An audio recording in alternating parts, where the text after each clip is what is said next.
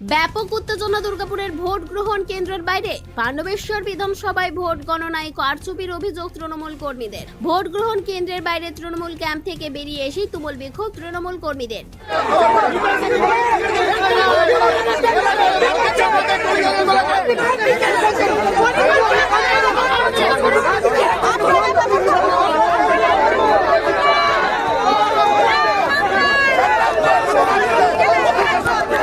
পরিস্থিতি সামলাতে ছুটে আসে পুলিশ, ছুটে আসে কেন্দ্রীয় বাহিনীর জওয়ানেরাও। শুরু হয় তৃণমূল কর্মীদের সাথে তুমুল বচসা।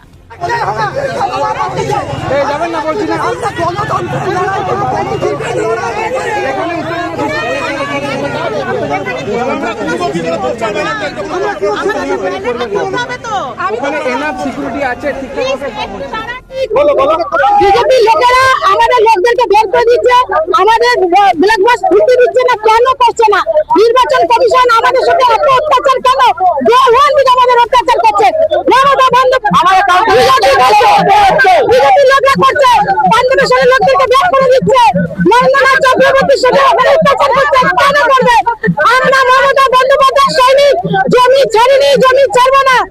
আমরা দিদির সাথে ছিলাম, দিদির সাথে আছি, দিদির সাথে থাকবো। সব ব্যালট গুলো ছিঁড়ে ফেলাচ্ছে, আমাদের ছেলে পোলিং এর ব্যালট তুলে বাইরে করে দিচ্ছে।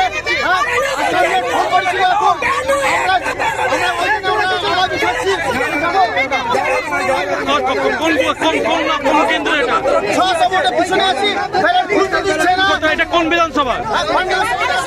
চক্রবর্তী ফোন করেছিলেন যে আমাদেরকে দেখেছেন, আমরা যাচ্ছি, ব্যালট ছিঁড়ে দিচ্ছে, আমাদের ব্যালট খুলতে দিচ্ছে না। হেরে যেতে দেখে ভুলভাল বকছে তৃণমূল, পাল্টা তো বিজেপি নেতৃত্বে। জনতা পার্টি অশান্তিতে বিশ্বাস করে না।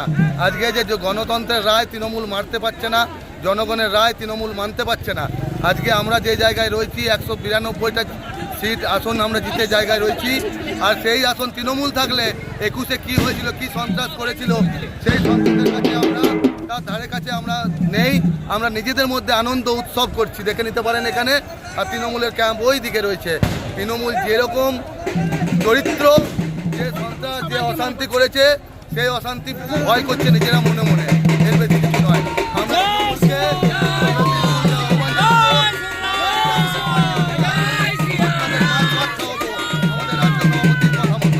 ঘটনাকে ঘিরে টানটান উত্তেজনা দুর্গাপুর গভর্নমেন্ট কলেজের ভোট গ্রহণ কেন্দ্রের বাইরে। দুর্গাপুর থেকে অনুরাধা সেনগুপ্তর রিপোর্ট, খাঁটি খবর।